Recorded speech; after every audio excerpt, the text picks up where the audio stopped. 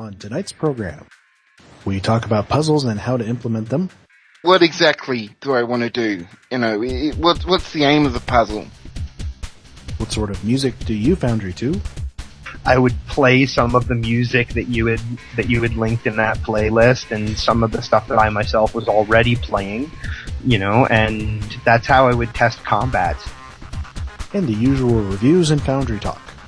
Yesterday and today, I spent a few hours throwing together an interior map that I thought would be something that would be interesting to use for PvP. All ahead full for the Foundry Roundtable. Hello and welcome to episode 35 of the Foundry Roundtable, the podcast exclusively covering the Foundry for Star Trek Online. I'm your tame Foundry author, Drogan1701. With me is a man who helped end the partisan gridlock in his local PTA, Markhawkman. Hi. And the architect of the famous chess move, grab the board and run, Hippiejohn. It wins. Greendragoon couldn't be with us tonight, but we have one of our regular contributors, Bazag. Yeah, hello everyone. It's been far too long since I've been on, so I thought I'd, take control of your minds and make sure we do a topic that I know a bit about. Yeah, it's great having you here. It'd be nice to have you more often. Yeah. The only problem is he tries to stab us all the time. Yeah, right. Well, if you have me on more often, you'll get immune to it. Ah, I see. Well, I wanted to start tonight, if I may, with a little pet peeve of mine. And that's the phrase bad writing. I was looking up information on a TV show from the UK that I've been watching called Primeval, and ran across some reviews that stood out to me because a couple of these had the phrase, suffers from bad writing. And I'm thinking to myself, what an absolutely meaningless phrase.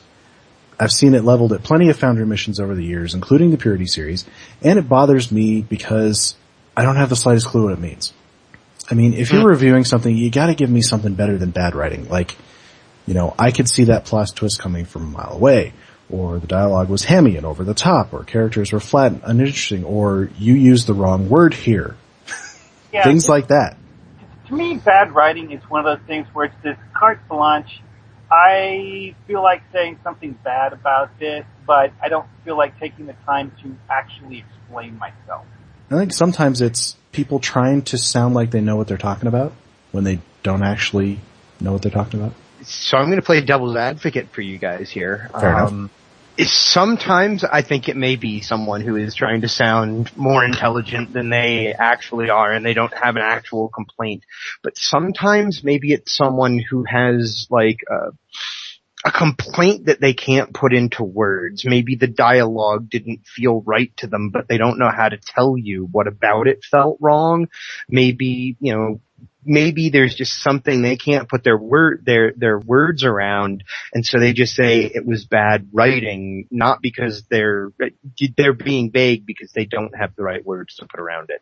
That's just another possibility. It's certainly possible.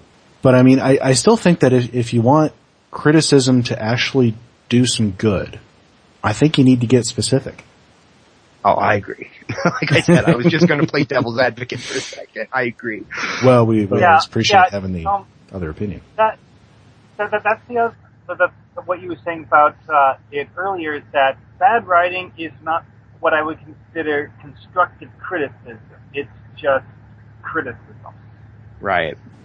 And as people who are putting creative things out there, we would rather have constructive criticism that we can that can help us.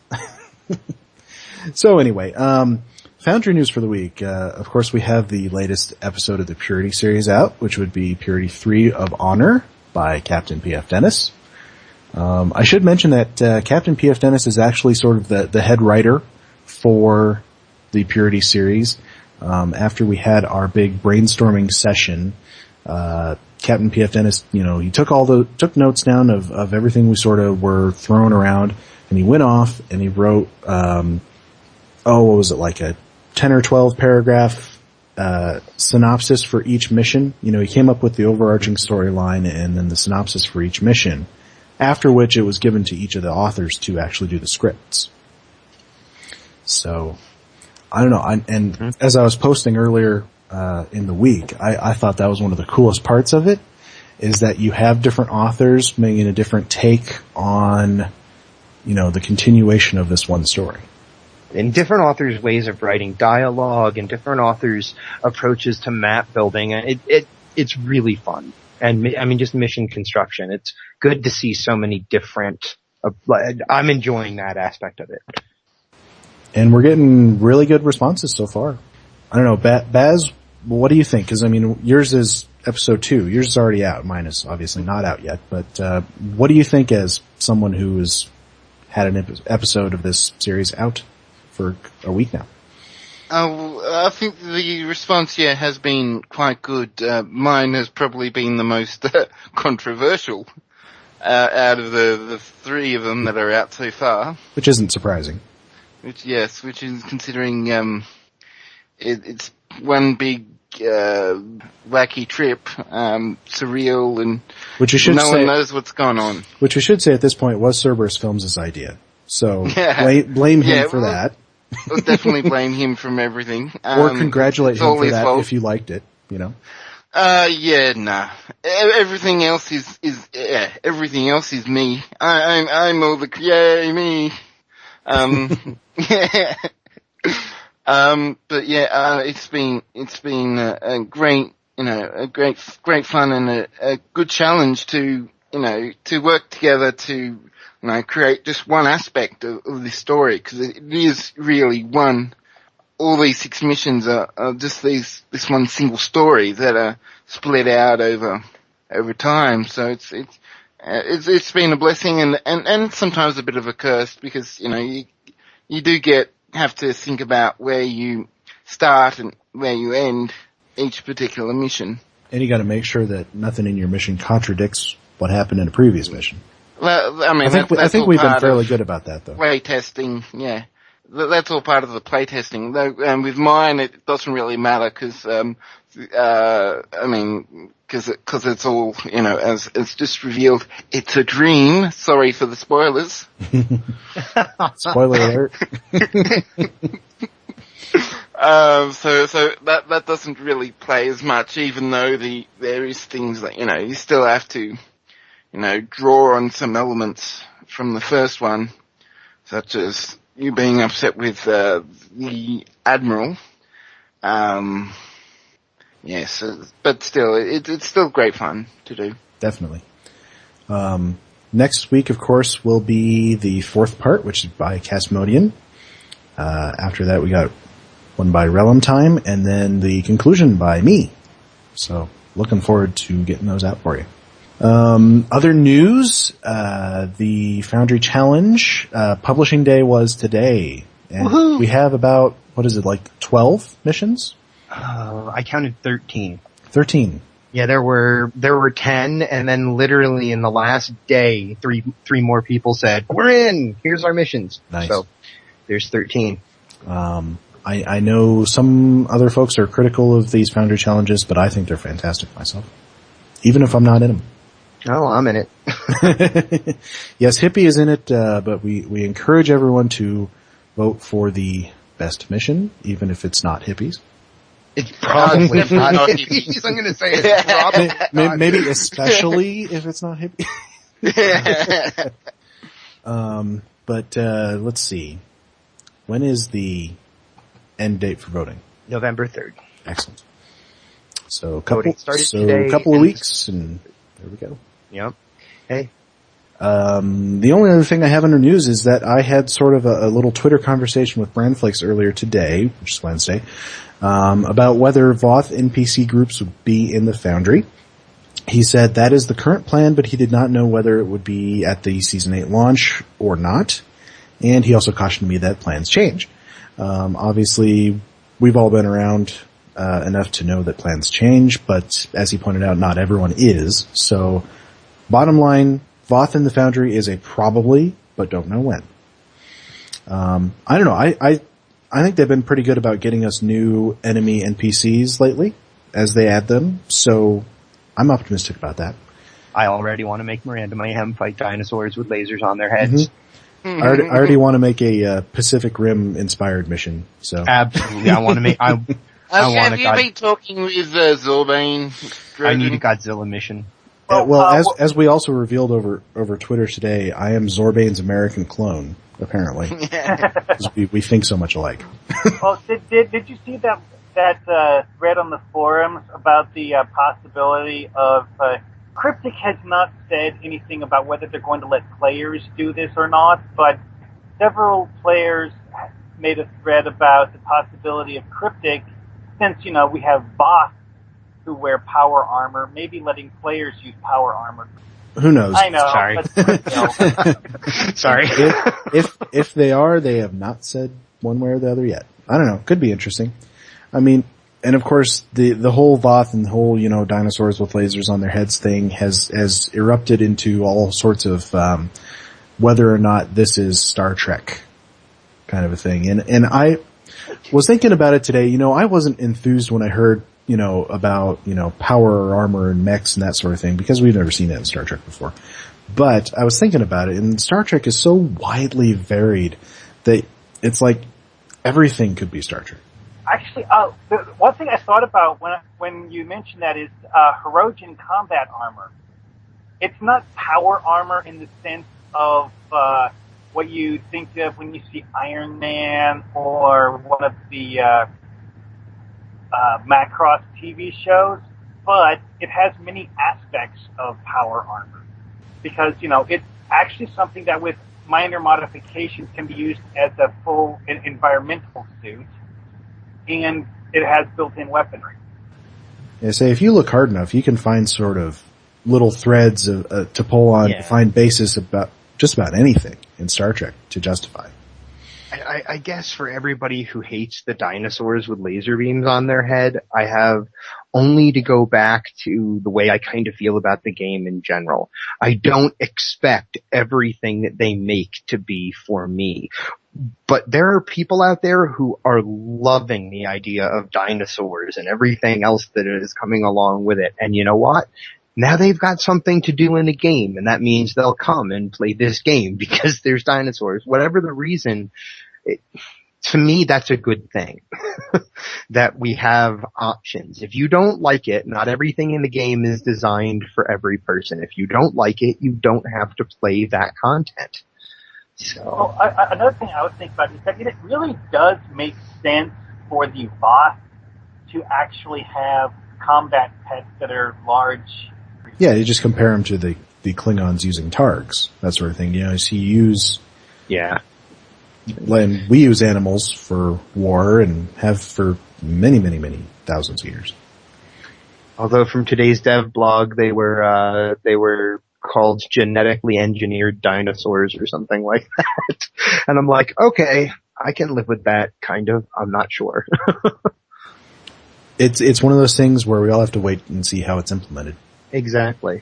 And that will be the real determining thing is, there's so much that people do before things are even released now that it's like, just wait and see how it turns out before you criticize. People really like to yell about something before it has even been released, before they even had a chance to see it. So. Mm-hmm. I say the things I've seen on Tribble, I've liked. So, anyway, let's move on, shall we, to what we've been working on. And Baz, why don't you go first? What have you been working on lately? Well, it's certainly been the Purity. I've just completed that, and that's out. And I'm taking a short break before I continue on with my own projects. I think last time I was commented about a superhero one I was planning. Heroes and Villains, I think. Yeah, that's still in the works, so that'll come out eventually. I bet you Hippie will like that one. Oh yes, Hippie will like that one a bunch. It's almost a guarantee. Now, are you like me, Baz? Did you have a whole bunch of things that you sort of put on hold for Purity? Heroes and Villains was the only one. I've been a bit slack, I admit, in terms of actual development. Just have been so much other things that I've been needing to do recently that I've had to put off a lot of things. That's right, of course, because you started a podcast, is that right? Yes, Bazag Stabs. We got our first dev interview the other couple of weeks ago, so that was with Cryptic Kestrel. So that was a fun time. Yeah, we loved talking to her. All right,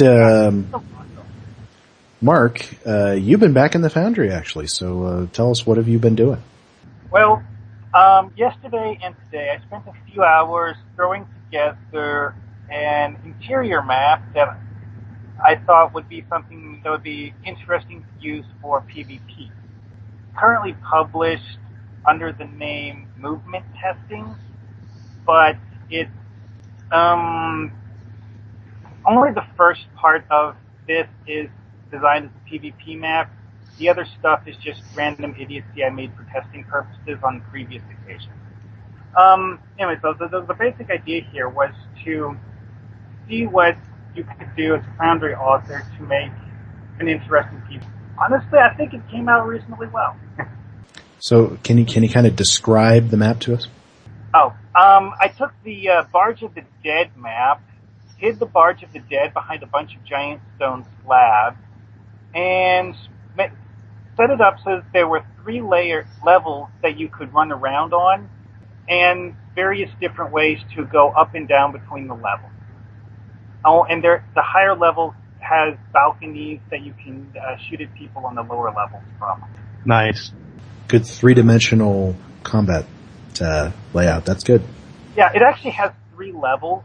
The lower level is currently only on one side of the map, but I could possibly change that later. I'm not sure if I'm going to or not. Of course, that'd be the interesting part of making a PvP map in the Foundry, is you could continually update it. Yeah, if you wanted to.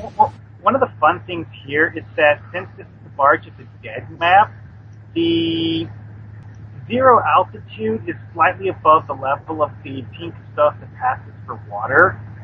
And I decided that for the lowest level, I'm going to make the players run through the... All right, Hippie, what have you been working on? Getting my challenge entry published. Basically every time this week that I opened up the Foundry, the best portion of my time was spent playing the mission from the start, taking notes on every little thing. I mean, where I thought that I saw a spelling error, the only wish that I could have had is to have one other person or another couple of people look over it, because you know what happens when you've looked at the text so many times yourself that you will miss the spelling errors that are there. And I'm not certain that there are any. I may have caught them all, but yeah, my week was spent every time I opened the Foundry playing my own mission, adjusting the tiniest bits of the X and Z coordinates or the Y coordinates of things, and just making sure that the flow worked exactly the way that I wanted it to. And in the doing of all of that, I've got the mission file and 2 maps already created for episode 3, and episode 2, where it ends, will probably give a good indication for anybody who plays it what Mayhem episode 3 is going to be like. So that's what I spent my week doing. Always nice to get to a point where you can publish, especially if you're on deadline. I loved pressing publish this morning because I said to myself, unless something here completely breaks the whole mission that I wasn't anticipating, I can forget about this now. Like, I can stop thinking about this mission and start doing something different. So I like that feeling, certainly. That's, I'm sort of zeroing in on that myself here with my episode for the Purity mission, because my testing window is coming up, so obviously I have to have the thing done by then. I didn't get much done over the weekend because I was actually on a road trip, went back to see some friends and go to a football game at my alma mater. It's the homecoming game. Seemed appropriate. But I've just got a few things to finish up, really. Just a little bit of writing. And one of the things I plan to do this week, which is usually either the last thing I do or the thing that I forget to do, is essentially sit down and go through every dialogue tree and put in some more options for people to give some different responses, even if the options don't necessarily lead to anything different. I'm sure people like to have more options. Obviously, you don't need to do it everywhere, and the story still has to go where you need it to go. But I think people still like having at least the illusion of choice, so that's something I'm just going to sit down and force myself to do. I don't know, Thursday or Friday, something like that. But the mission's in really good shape. I'm done with like 90% of the maps. Most of the combat is in, all the NPCs are in, all the, like 80% of the dialogue is in. One good night of work and I could probably have it at a point where it's ready to be tested. And that's a good feeling. Especially after how many months of work have gone into this thing, and obviously being the concluding episode, it's definitely some pressure. I think probably the first episode and the last episode are probably like the biggest ones for pressure on the author. But I think we've got something good in store for you guys. I do too. At least I hope so. All right, mission reviews.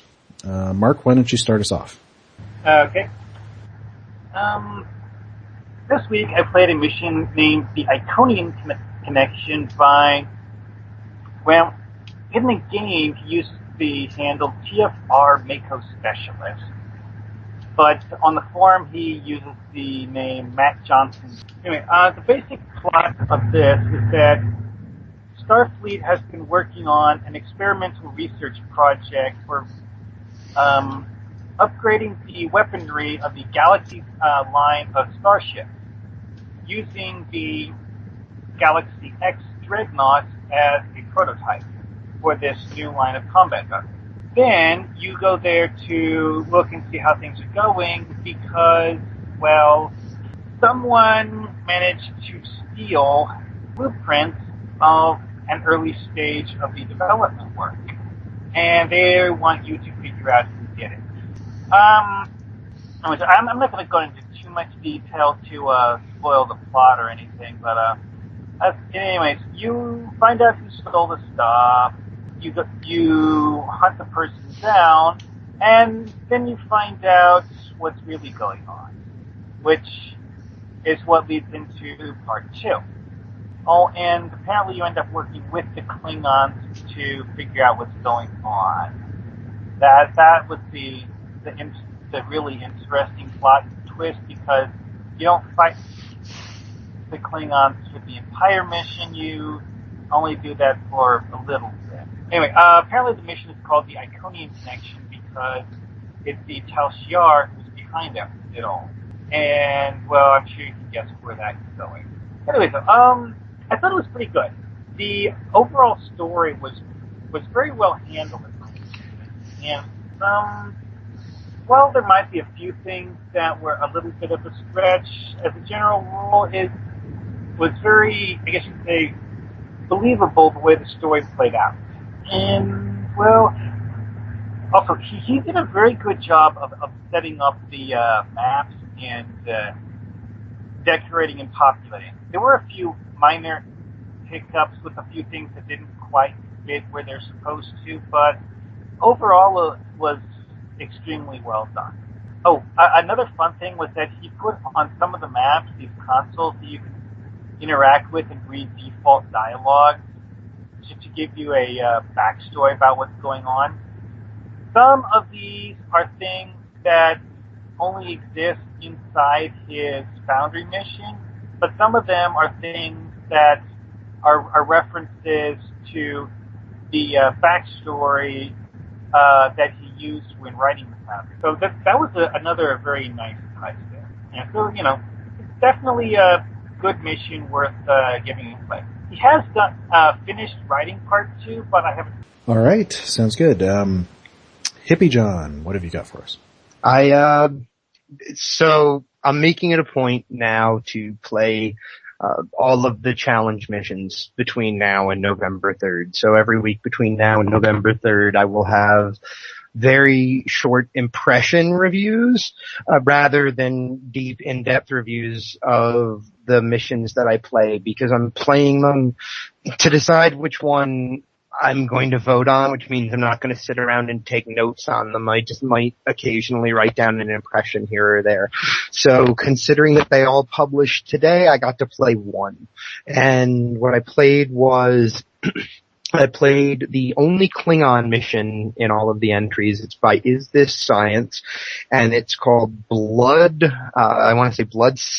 Mirror. It's the follow-up to the mission that we did, the kind of broadcast UGC type thing on Rose Tinted Mirror.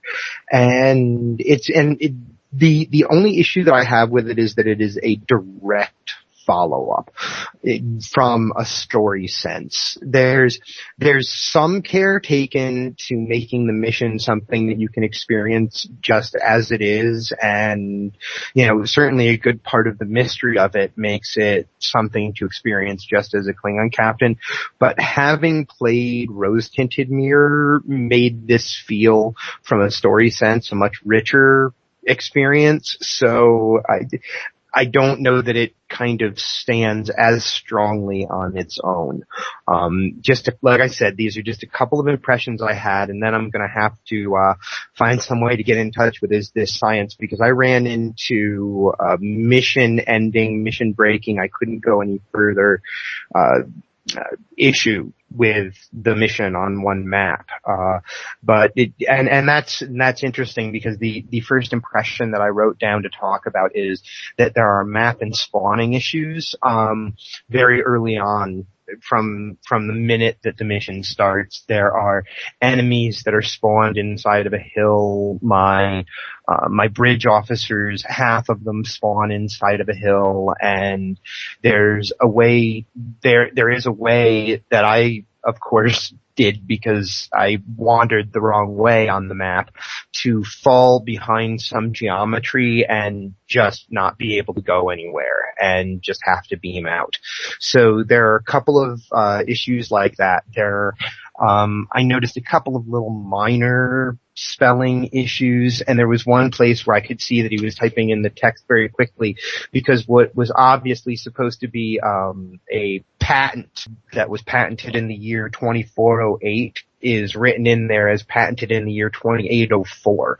And I'm like, wow, this was patented in the future when I ran across that. And like I said, there was a point I feel like it was pretty late on in the story where I was supposed to reach what looked like a reach marker. There was a green circle on the ground that was go here. There was a person standing there, and I kept running everywhere inside of that circle, and nothing triggered for me. And I had to beam out and end the mission, which made me really sad, because I was enjoying the story, which wasn't a surprise. I like isthisscience's writing a great deal. So that's my impressions of the first one that I played, and I look forward to trying it again and hopefully getting all the way through it. So I've while I was recording this, I was actually playing the same mission as well, and I got stuck at the exact same spot. I'd like to shout out that Bazites, yay, Bazites. Yeah, so this is science, I can't remember. But he makes a reference to me, so that's sort of an automatic +1 for the review. But I think you were saying you also got stuck, right? Yeah, and it's the same issue. I'm gonna send him a tweet right now, Good. And be like, hey man. Because I think, it's generally accepted that if you have a thing that some, people can't finish your mission, it's okay to go back in and fix that during the challenge. Yes, absolutely. Alright, well, let's see. I played a mission called Homesick Heroes by Amahood. Amahood is somebody that we've reviewed missions by him before, and to be perfectly honest, we didn't particularly like his missions that we reviewed before, but I actually liked this one a lot better.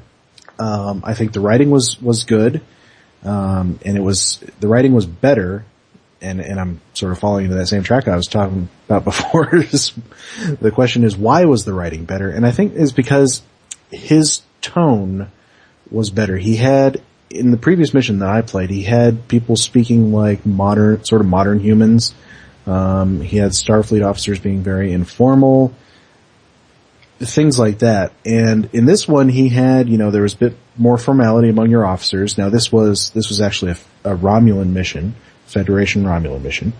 And, he didn't have them with, big emotional outbursts, which I don't think you would see from, highly trained starship officers. So the writing seemed to suit the mission better than in his previous ones. Well, maybe Klingons, but we weren't doing Klingons this time. So it seemed to fit better. The plot is basically this. You are trying to find a secret Tal Shiar base on New Romulus. You actually get to go to New Romulus and go to, I probably pronounced this incorrectly, but the Atli, the river, and you actually go, the mission door is actually behind the big Nanov that's there, which I didn't know there was an interact object back there that you could set a door to, which I thought was pretty cool. He did a good job picking a map that fit with New Romulus. I felt like I was still on New Romulus. The cave map that he picked was the one that's purple. I don't know the name of it off the top of my head, but it's the purple one. And Alien Cave. And that felt like it really fit, like I was just, walking in the door. I will say that, I won't ruin it too much, but I'll say that you do a little bit of time traveling. This wasn't for the challenge. This is one that he's had out for quite a while. But you do a bit of time traveling, and the phrase the title Homesick Heroes actually refers to you. But that's all I'll say from there. Now, his mission construction was good. There weren't any problems with it. I didn't have any trouble finding my way around or, finding the objectives. There was one point where he had you scan some debris, but instead of actually interacting with the debris that was there, you interacted with some small objects placed below the floor. I'm personally not sure I would do that. I mean, it didn't seem like there was any reason that you couldn't just interact with the debris, the debris objects that were there, but that's okay. There was another point where he had, the idea was that you're in the future on future New Romulus, and you have to escape without really harming any of the future inhabitants of New Romulus, any of the future Romulans, because they're friendlies, but they are suspicious of you. They want to stop you. So he has it where in dialogue it says you set your phasers to stun, which is okay. I'm totally cool with that. But then he has 3 kill objectives. That one says defend yourself again, defend yourself again. And I would do it a different way. Since you want to avoid harming these guys, since they're friendlies, I would have it so, just a reach marker objective where you're supposed to go, and put the mobs down and have the player be the choice of whether to fight through them and stun them, air quotes, or, run around them, find ways around them so that you can actually avoid harming them. That's how I would do it. He does some good custom building. There was a really interesting sort of 2-level building that he made that I thought was really good. Had nice windows around it that were sort of, so it had a real open feeling. There were just a couple of little problems with it. For some reason, some of the assets he chose, really catch the light and do that blooming thing where they just make bright white and wash everything else out. So, I mean, unless he really likes that, which, fair enough, I would maybe think about finding new objects to, they're sort of the pillars on the corner of this building. The other thing is that a lot of things were sort of misaligned in the building. You had ramps that were, had a lip on them that were just slightly lower than the floor next to him or slightly higher than the floor next to him. You had console that was off the floor a little bit. And I was wondering as I was going through this if he had everything set to map geometry so that, if you have something set to map geometry. And I've played that one, and unless he's changed it since then, yes he did. Because there's something I noticed with the windows, is that each of the windows was a slightly different height. Mm-hmm. If you had it at 0 altitude, it wouldn't look like that. Yeah, it's easier to align things at 0 altitude. So that's my advice to him. I actually talked with him about that after I played the mission, and he mentioned that if he was going to do it, he might change that, but I guess he hasn't gone back. I don't think it would be too terribly difficult to change it if he just went through and just changed every object to 0 altitude, and then sort of looked at them and saw where they were at.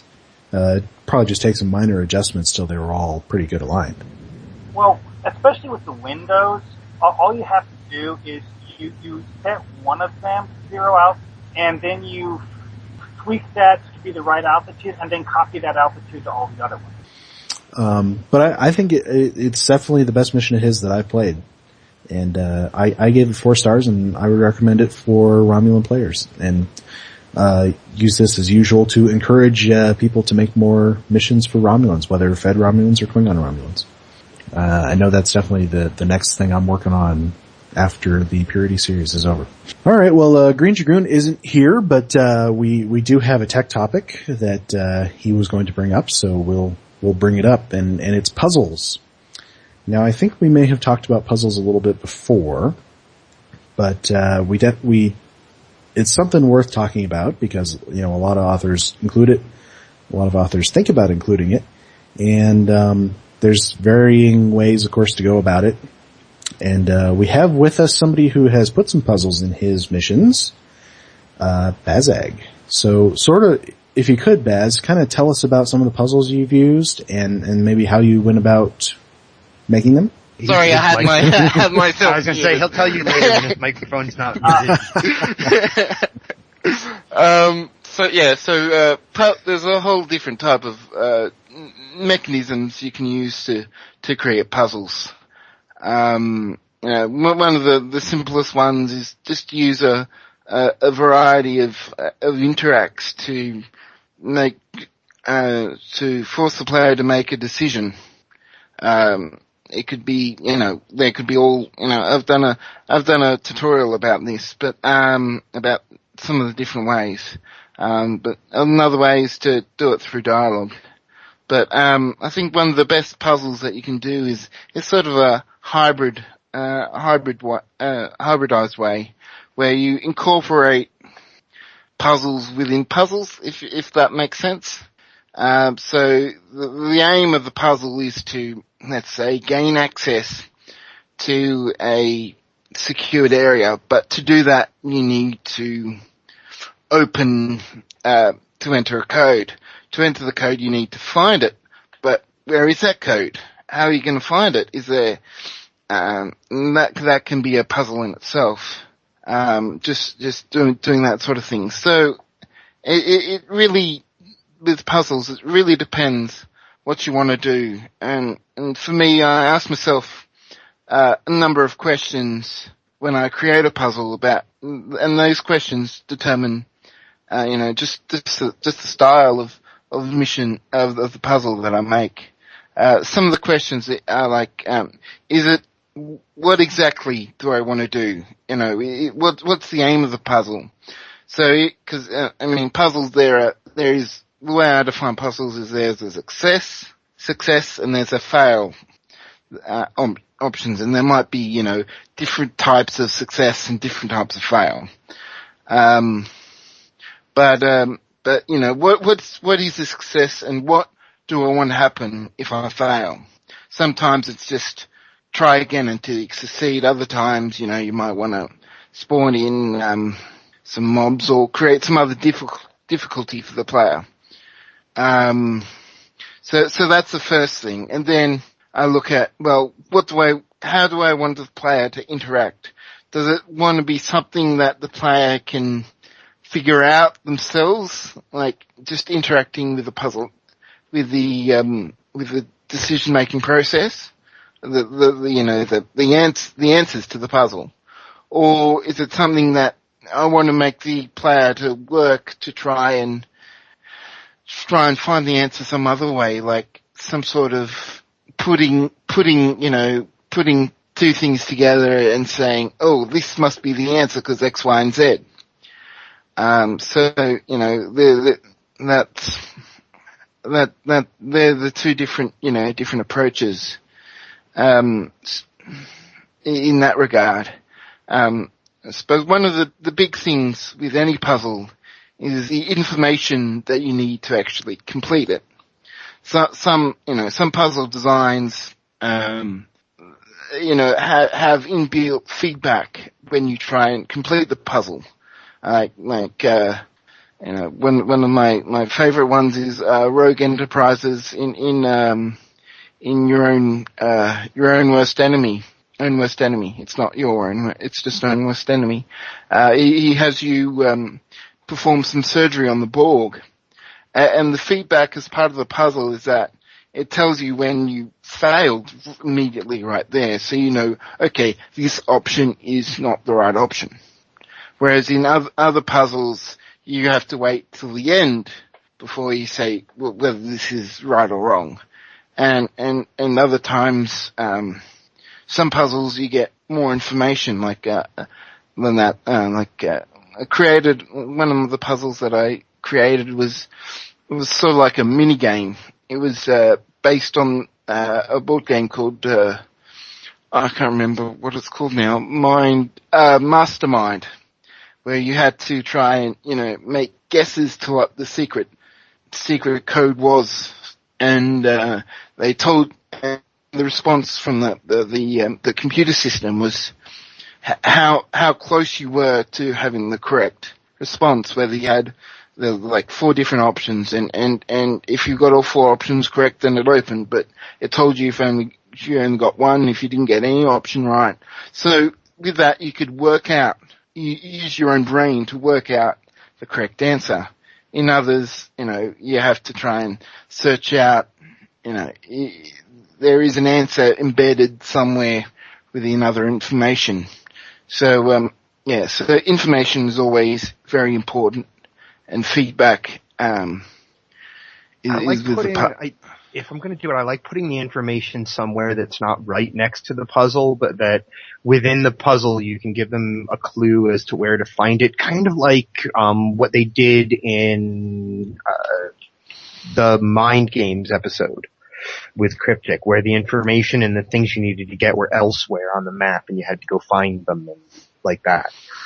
Yeah, like a lot of people use default dialogues, which is really good for providing this information, because it's there. You can always go back to that and find out and make choices and to get the information. If you missed it the first time it was presented, or maybe you just forgot. Getting information is always very important when you're dealing with a puzzle. I've got some other notes here that I made up. So mini games, as I said, the structure of each puzzle, especially if it's a dialogue type puzzle, can be very, very different. I've outlined some of the more common structures in my puzzle tutorial, but sometimes you want something that's a bit different, something that is a bit like a game, really. With that mastermind thing, in the puzzle. So, the structure of the puzzle itself, is something that can vary, widely. Some people might include a skip puzzle if you can, or you can't, or you don't. Personally, I very rarely do, but that's just my decision. Some people would, so the structure of a puzzle with a skip would be different to one that wouldn't. And also,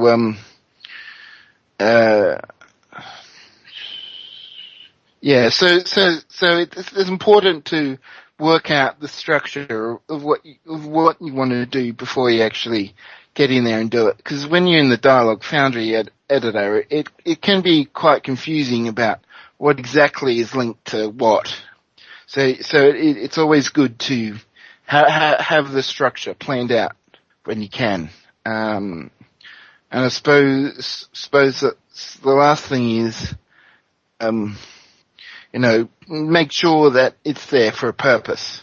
A puzzle is an obstacle, something that the player has to overcome, and it has to make sense in terms of the story. So there is a whole lot to think about, but I think if you ask yourself, about the basic things, how do I want this structured? What do I want the player to do? How do I want the player to interact with this? Then you can come up with an interesting and relevant puzzle. Well, I've played several puzzles over the years, and several different types of puzzles. My favorite one, I don't even remember the name of the mission, unfortunately, but you were investigating some ancient ruins, and what the puzzle did is that in order to get to the ruins, you had to decode this numerical sequence. So, what you actually was it a Kirkfat's Helnor of Troy? I don't think so. I think this was for the that one Foundry challenge from way back where it was about making a discovery of monumental importance or something. I don't remember exactly. Well, but anyway, in this one, what happened when you did the puzzle was each stage of the puzzle that you successfully completed would cause this old ruined city thing to slowly rise out of the water. And once you've completed the puzzle, it will be high enough that the whole city was, or building, whatever, was out of the water. And to solve the puzzle required you to do math, but nothing particularly complicated. You could easily do the required math with a pocket calculator. That brings up a good point, which is difficulty. How difficult do you want to make your puzzles? I think you need to aim at the lowest possible common denominator. I'm not kidding.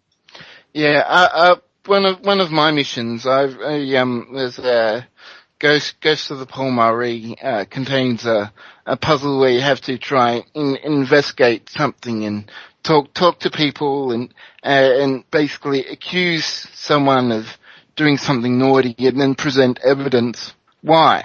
I think I purposely try to make it fairly easy who it is, but still there were people that had no idea who said this puzzle has got like 81. It was 81 because I think different options and sort of railed at me because it was hard, yet all the information was there. It was still easily to get. So, I think it is important that all the information is there. It's easy to get, but still that there's a bit of difficulty to it. I was remembering one particular puzzle where it was sort of, like a trivia-based puzzle, where you were asked questions and you were supposed to supply the answers, but I think the answers, and I have no idea whose mission this was, and it wasn't me who played it, but I think something like the answers were things that the author had made up that weren't necessarily, you couldn't go look them up anywhere. Like, the name of a famous battle that the author just invented, and I don't think it was anywhere in the mission. And I would say that's a good example of how not to build a puzzle. I mean, if you're going to make a trivia-based puzzle, you got to be able to have something that people can go look up. Ooh, speaking of puzzles, I forgot to mention this earlier, that that mission that I did the review for earlier, the Iconian Connection, in order to get into the Tal Shiar base, you have to do a short quiz where you have to answer questions about Sela. Three of them, and of course, someone who knows a lot about Star Trek will be able to look at this and like, oh, okay, I know that. But there are all things about information that has been established about Sela either in the game or in the TV show. Like, let's see, the first one was what year was she born? The second one was that Sela is half Romulan and half what? And then the third one, you know what? I don't remember what the third one. Yeah, well, if you are going to, if you are going to do trivia or something like that, then it has to be something that is like easily Googleable. Googleable. Yes, that is a word. I would say, either easily Googleable or is somewhere in the mission for people to look it up. You know, if you have like a library computer somewhere that they can access and find that information. So the other, I think probably the last thing about puzzles is, what about non-dialogue puzzles? And I think in terms puzzles. Go right ahead. Interacts. Oh, okay. Jumper puzzles, yeah. The first thing that came to mind when Drogon said that would be jumper puzzles. Yeah, I think Havrahar's done some good jumping puzzles. I'm not a very particularly good jumper but he is. So he created some jumper puzzles that he thought were, fairly easy to do, but still a lot of people had trouble with them. Nemesis Chicken made the entire mission that's basically a single giant jumping puzzle.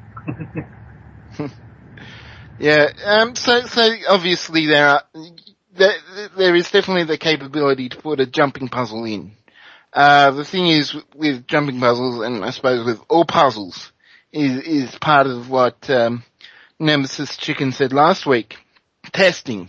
I mean, you need to make sure that you need to get some testing. I mean, you know the puzzle, so you put it in, so you can complete it, but what about other people? Is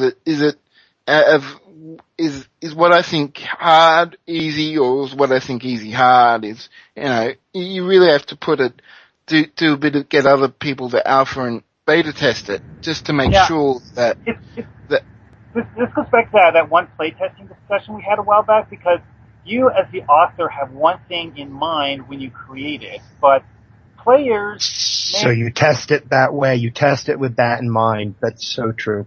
And then players, if they don't figure out the way you had in mind, they might find it to be extremely hard.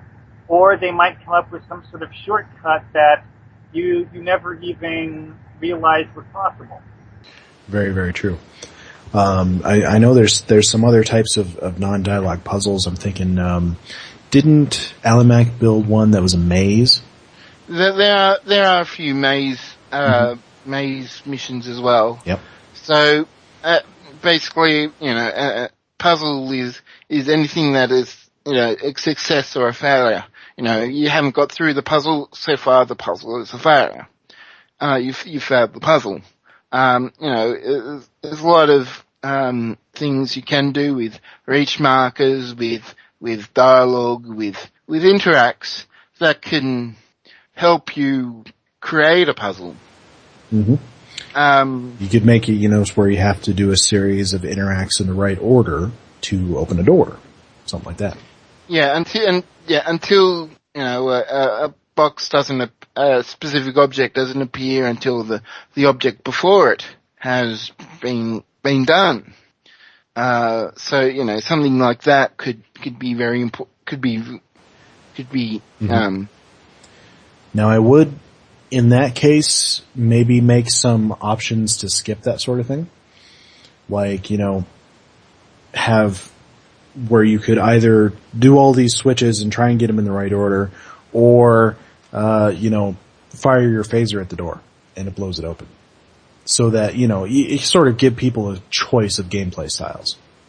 That would be my recommendation. Obviously you don't have to, but, I'm always in favor of putting in the ability to skip things. I suppose part of the thing, why I don't, and once again this is a personal choice type thing, is that, the puzzles, I put the puzzles in. I mean, I think I've put one puzzle in that that as a skip option. Put a puzzle in because there is. I want the player to overcome this challenge. I want there to be a challenge that the player successfully overcomes, and I think that reward is, for feeling like you've overcome is something great. But but then again, the other side of the coin is that if the player struggles and just becomes frustrated, then that's you don't want them bad. to just get really frustrated and quit. Yeah. You want to avoid that. And I'll say, Baz, that I've never had the urge to quit in one of your missions. So True. all right, why don't we move it along? We had a topic submission from Stouts. He says, is the latest Foundry fix, by which he means the now that time on social maps and time traveling to missions does no longer count towards the mission's average playtime. Does that fix constitute a blessing, or is it actually hurting the Foundry and, by extension, the game itself? I've been pondering that one, and I still haven't been able to come up with other than those people who came up with ways to write a story that didn't use any non-cryptic maps. But those are the only ones that I can think of that would actually be hurt by this. Because the vast majority of Foundry missions don't take place in social zones. I can think of one of my very favorite missions that does. Yeah, and I know of a couple that, a lot of it does take place on social maps. Not the whole thing, but a lot of it. And I think those authors were quite concerned. Yeah. And rightly so. Now Stouts provides a couple of examples, and essentially, let me see if I got this. He's essentially saying that a lot of their fixes have been sort of heavy-handed. And he says, looking back on the things, he's sort of against some of the things they've done to sort of combat exploits. The fleet mark removal fix, which resulted in drop in plays. He brings in the Tour of the Universe fix that was sort of, heavy-handed. 35, or let's see, people were earning earning EC hand over fist with that. The hourly Foundry fix, he says, doesn't necessarily constitute an incentive to play more Foundry missions. And then the latest sort of fix or change to how missions are listed and how they're rated. I don't think anybody's really happy with that. So the question is, these things that they're fixing, are they necessarily fixing things? Are they helping? Are they hurting? There's a lot of different stuff going on here. And while I think there could be an argument to be made that some of their fixes have been sort of heavy-handed and are hurting submissions that don't necessarily deserve to be hurt, I think the things that they've done have generally been good for the Foundry. I don't know what you guys think. It's sort of a meandering topic. So I'm just waiting to hear what other people have to say. I have a definite opinion on this topic. If no one else has, other opinions, I kind of disagree with Drogon, and agree at the same time. Well, I think at the end of the day, they have to be, and I think this in all sectors of the game, I think they have to be aggressive in combating exploits. Because I think they need to keep the game fair for everybody. Now, if that takes a little bit of EC out of the pockets of some people, well, I don't honestly care about that. My thought is that with any exploit change, there are always going to be missions that are not exploits that are going to be harmed. The question is, are these exploits?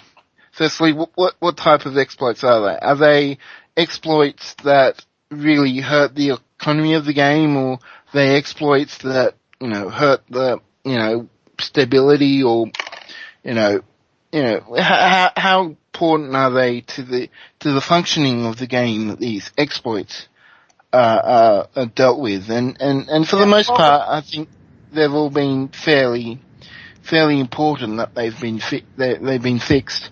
Perhaps to the exception of the rating change, even though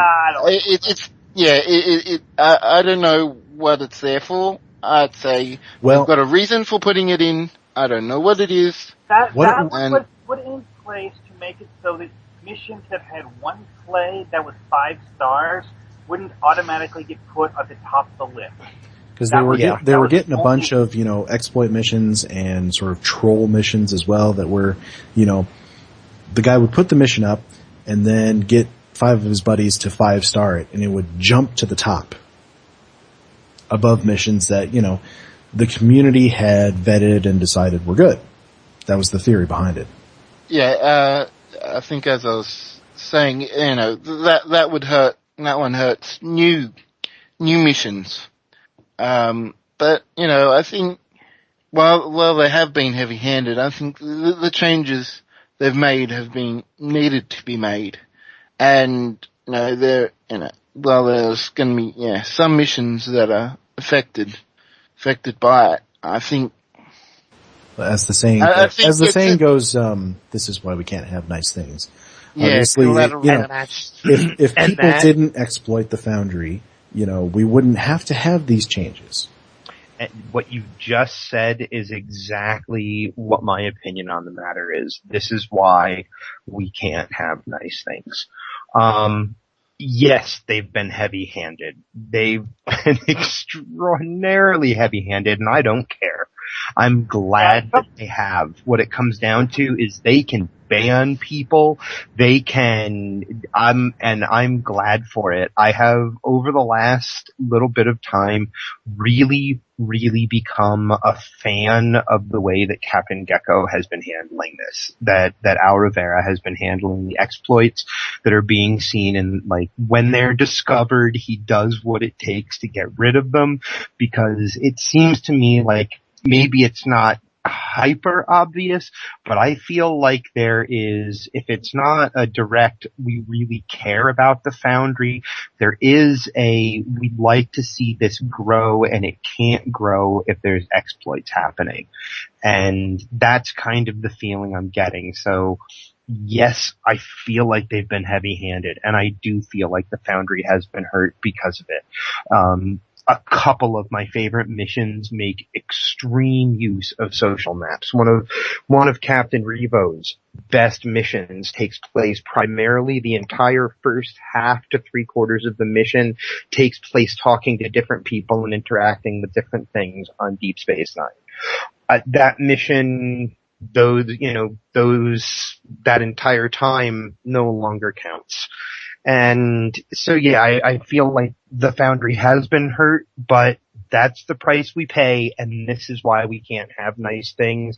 It's because of, grinders and exploits, and mainly it's because of exploits. There's nothing wrong with grinders, but exploits, and they're out there, and people are using them to break the reward curve of the game the way that the developers intended it to be. So I don't blame them at all for being heavy-handed. And, as we all know, there could well be more changes that have to be made. Who knows? I think because people always, people are, as we said before, people are they spend a lot of time and effort, to avoid spending time and effort. Mm-hmm. So, they'll find a new way to exploit. I'm sure they will. So I'm sure we'll see another change someday. That's exactly it. Well, why don't we move it along to some other topics? I've got a fun little one. We did a serious one. Let's do a fun one. While you were building your Miranda Mayhem missions, we were chatting, you and me, Hippiejohn, and we were talking about rock bands and music and things like that. And so I put together a little playlist of my favorite, of some of my favorite bands. Female fronted, hardcore, heavy, Metal. heavy or metal bands. Yeah. Mm-hmm. You guys can't see it right now, but I'm making little devil horn signs here. Yeah, one of the things I'm big into, because, I have sort of a very modest, musical background. I played, the trumpet when I was a kid, and, I had all kinds of musical stuff, come from a musical family. And so I like things that are musical, things that sound good. I don't, I like metal, but I don't particularly like guys who just scream into the mic the whole time. So I sort of gravitated towards bands with female lead singers, because they sing very beautifully, and, it really is a cool sound to hear when paired with, heavy guitars and bass and that sort of thing. So while you were putting together your Miranda Mayhem, you were saying that, it's like a intergalactic music group, and she's the lead singer. So, well, okay, perfect. I'll put this together. You can have a listen, see if you like any of it. And lo and behold, you did. Yeah, I discovered bands I had never heard before, and some of it helped inspire, I would play some of the music that you had linked in that playlist, and some of the stuff that I myself was already playing, and that's how I would test combats and such. Yeah, I like to have music when I'm using the Foundry, for sure. It's the only way to be. So that's my question, to our other podcast hosts here. Do you guys like to listen to music when you do Foundry, and what music do you like? I don't really put a playlist on much at all when I do the Foundry. Sometimes I might have something on the background, but mostly it's just focusing on what's in front of me.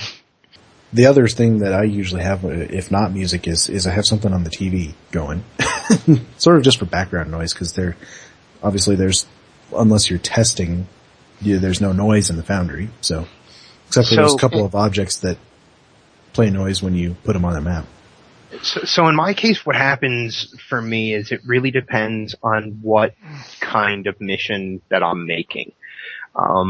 When I'm making a cartoon for Miranda Mayhem, one of the weaknesses of the Foundry is that I have no emote to make the drummer be playing the drums and the guitar player and bassist be doing anything but air guitar. So I'm never going to actually get to have a Miranda Mayhem concert appear in the Foundry. I mean, maybe I'll figure it out. Maybe I'll be able to do it one day.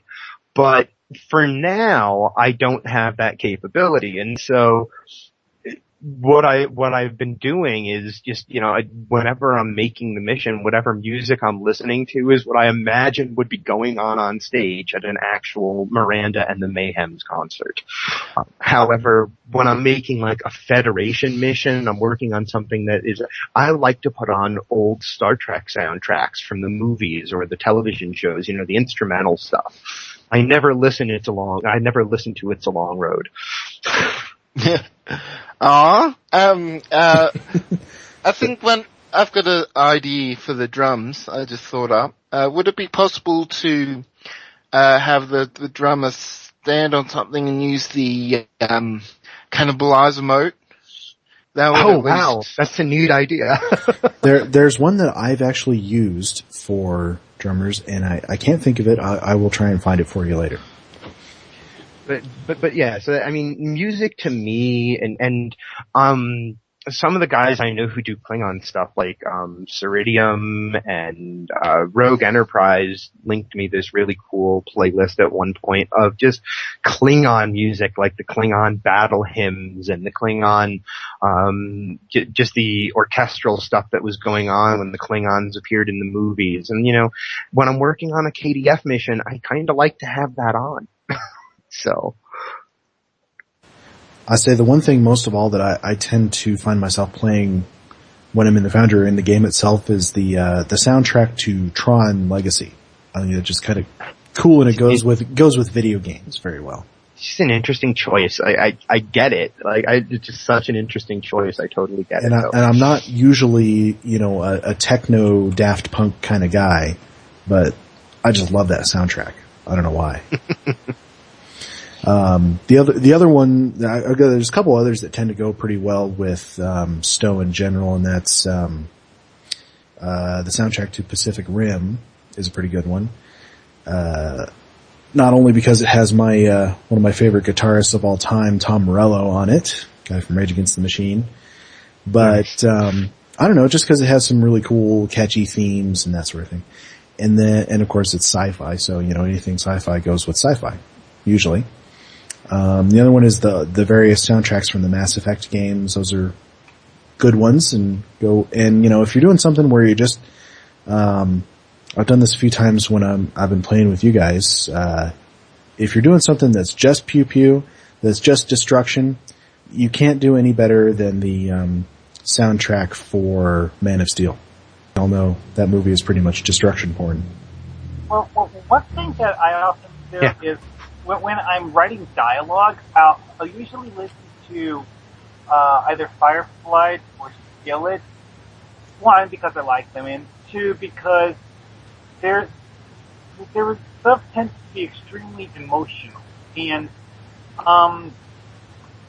me personally, I tend to go towards the other approach when writing. So listening to something that has that's more emotional than unemotional helps me write things to be more emotional and come off less flat than they would otherwise. It kind of helps you get in the mood, right? Of the scene you're writing. Yeah, I guess that's another good way to put it. Well, that's definitely sort of what music is there for, to get you in the mood for whatever it is. Yeah. All right. Did we have any other topics that we were talking about before the show? I don't think so. I think we can keep it nice and short this week. Keep it short this week. Long episode last week. We definitely did. So I'll put this out to the community. If you have any particular music that you like listening to while you're foundrying or even just gaming, go ahead and post it in our mission. I know there was a thread up in 10 Forward about this very thing a little while back, and I even found something to listen to there that I'd never listened to before, so it can be a fun discussion. I'll say the other thing is I just posted a thread in the PvP section asking various questions of the PvP community, things like what would you like to see in a PvP map if we were able to build custom maps. And so I think that'll be a good discussion. We will hopefully, if we get some good responses, talk about that on a future episode of the show. Yeah, unfortunately, that the whole thing with making PvP Foundry maps is going to take a lot of new tech. Oh, it absolutely will. But I think the best thing to do is with these sorts of ideas is to keep the discussion going. And if Cryptic sees something they like, they'll go for it. I mean, it won't happen for a while, but it certainly doesn't hurt to talk about it. But for the time being, I think we will say good night. Good night. Absolutely. Good, technically morning here. Or good morning if you live in some other places in the world. Well, we never really know when people can listen to it, so it's always I just sort of pick one.